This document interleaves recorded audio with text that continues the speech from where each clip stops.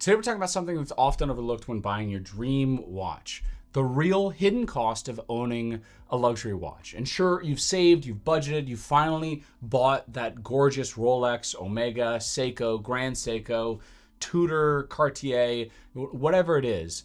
What does ownership truly look like beyond the sticker price? And spoiler alert, it's a little bit more complicated and yet more expensive, I think, than most people expect, especially since a lot of us that get into this tend to stretch our budgets to buy a few of these watches. So the first thing is the initial purchase, and that's more than meets the eye. Now, first things first, the sticker price is rarely your actual cost. You typically can get a discount from dealers. Now, when you're new to the space or you're new to talking to ADs, you might feel uncomfortable asking that, especially if you're younger. When I first bought mine, I think I was 25, which is ridiculous for buying any of these expensive watches. I did not have the money to make this purchase. I did it anyway, and frankly, it's not the most responsible thing in the world, but most of us aren't responsible with all of our financial decisions within this hobby. But when you go to buy it, try to get a discount, and then once you do buy it, you're probably going to be looking at making sure immediately when you walk out, you get it insured. Now, there's different ways you can do that. Jewelers Mutual is one that I see a lot of people using. People use Hodinkee Insurance. I personally use them. They don't know that I use them, but I use Hodinkee Insurance because I buy and sell, and it's so easy to swap the policy to add a new watch. Now, Hodinkee is not obviously the actual insurance company. Chubb is the insurance company, but I found that using them is really easy because they also have inside that policy where, depending on the value of your collection, if you're loaned a watch, you can get basically insurance for the watch that was loaned to you up to 10% of the value of your total collection, which I think is a nice added buffer if you have a large enough collection value to cover the cost of a watch that's loaned to you in case you accidentally break it. I haven't broken anything like that was loaned to me, but it's always something that makes you feel, I think, a little bit more reassured. Plus, if the value of the watch goes up, they'll cover a certain percentage of the value increase if you then lose the watch. So insurance is really important. You're going to be paying about 1 to 2% of the price of the watch or the value of the watch every year. So know that, budget that, and plan for that as an annual cost. Do not buy one of these watches and not get insurance. That's 100%. Always do that. Now, number 2, you're going to buy other straps or accessories for the watch. Just know that off the top. If you buy a watch that has a different lug width, you're going to buy straps that match that lug width. So just keep that in mind. You might need a few $100s on the side to buy a few straps to swap in so that after the first 4 or 5 months that you start to get a little bored about the watch, because we all get accustomed to everything in our lives. You get something new and exciting, and eventually it stops being new and exciting. Cars are a great example of that. Over time, the car just looks like your car. So know that you need to have some money set aside for something like that. Now, watches do require care, like cars, but it's a lot less often than people typically will talk about. So I could tell you, yes, you're going to need to service it every 3 to 5 years or every 10 years or whatever. Frankly, I don't service my watches until they have a problem.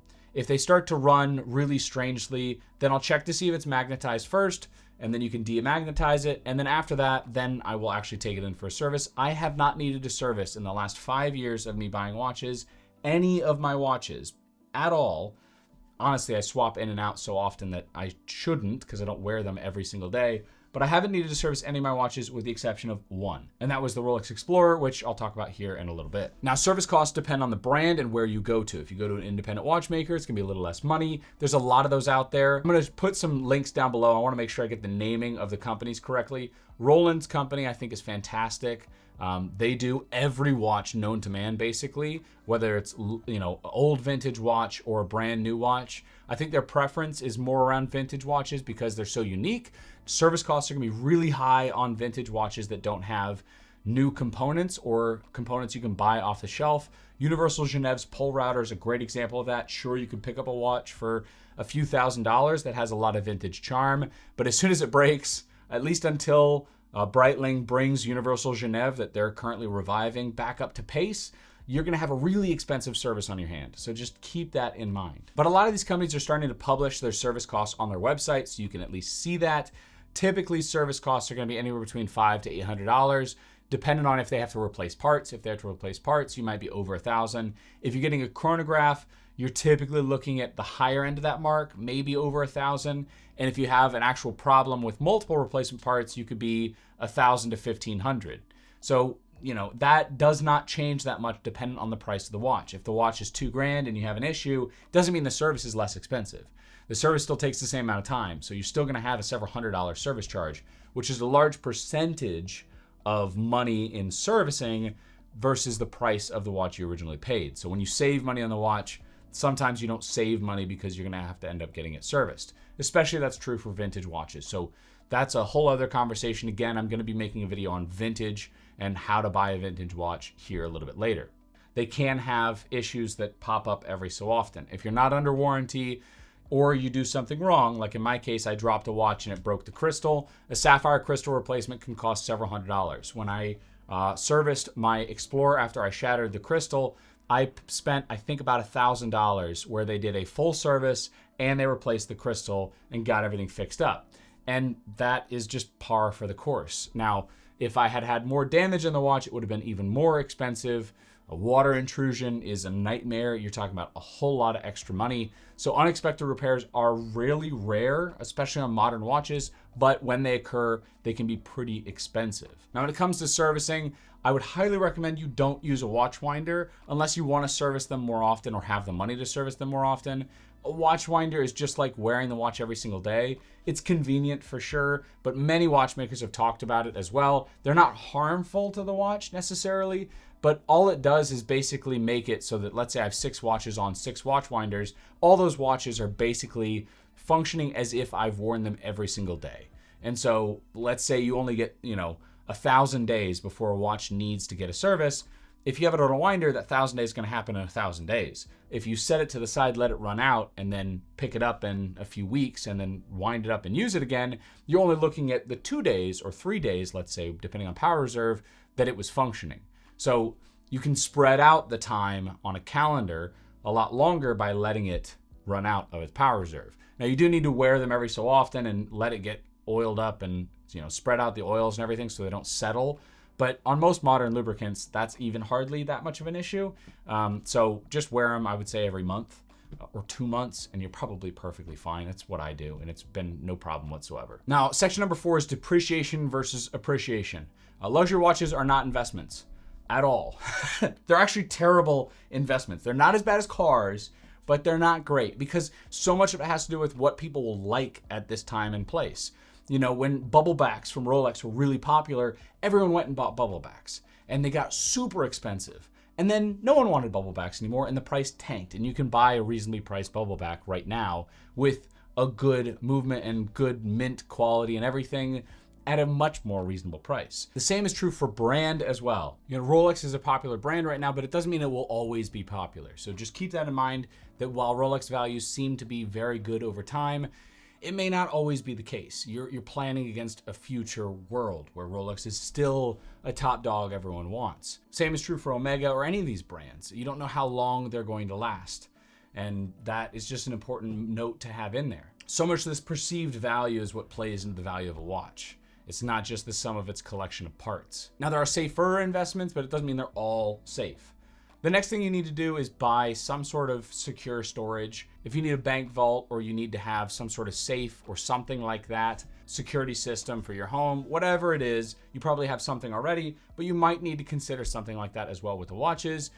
Safety isn't cheap, but it is essential. And I think it's important, especially if you get a larger collection, to start putting them in other places than just your house. And I think safes are also a great idea to have for them as well. Now, it is also important to note that luxury watches are not as liquid as cash. You can sell these watches, but depending on your time that you need to make a decision or how quickly you need to get that done, you will probably get different pricing back for your watch.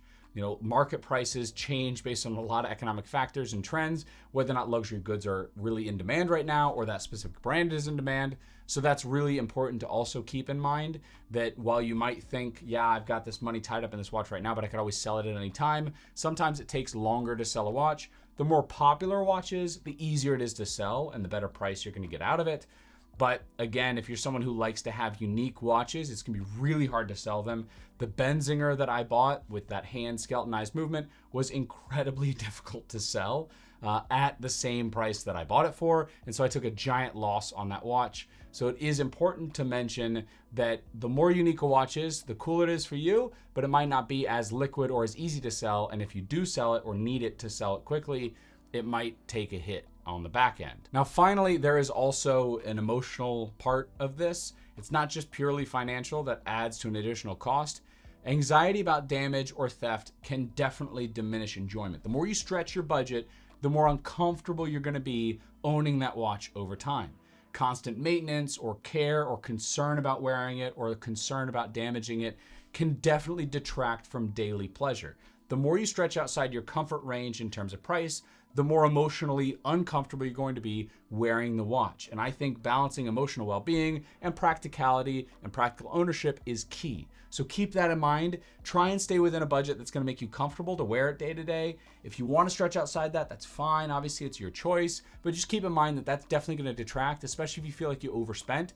And never borrow money, whether it's 0% interest or whatnot. Don't borrow money to buy a watch. It makes no sense whatsoever, and you're gonna feel uncomfortable having that watch. You're just gonna wish you bought it outright, you owned it entirely, and you weren't paying still on it, because then you're gonna be even more concerned about damaging it. So there you have it, the true, complete picture, at least in my mind, for owning a watch and what that means. It's a rewarding experience in many ways because you can have this sort of beauty and craftsmanship on your wrist that you start to build these memories wearing, but you can do that frankly with a watch that's, several $1,000s less expensive. Wearing a watch in general, I think, develops memories around it, regardless of the cost. So find where you find most comfortable. I will be making that video on vintage watches and how to buy them and my best advice.